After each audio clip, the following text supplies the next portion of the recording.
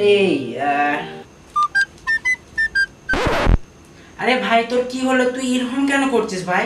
আরে ভাই দেখ না, কি আর বলবো, এতদিন হয়ে গেল এখন পর্যন্ত বিটেক ডিগ্রি পেয়ে গেছি, কিন্তু আমি না পারি কোনো ওয়েবসাইট বানাতে, আর না পারি কোনো রকম অ্যাপ বানাতে।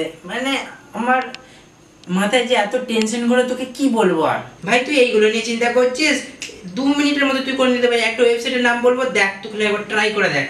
ভাই তুই কি ভুলভাল বকছিস বলতো? আমি এতদিন ধরে বিটেক ডিগ্রি কমপ্লিট করে নিলাম, তাও এখন পর্যন্ত ঠিক করে আমি অ্যাপ্লিকেশন বানাতে জানি না, আর তুই বলছিস এমন একটা ওয়েবসাইট আছে যেখানে তোরা অ্যাপ বানিয়ে দেবে? এটা বললেই হলো?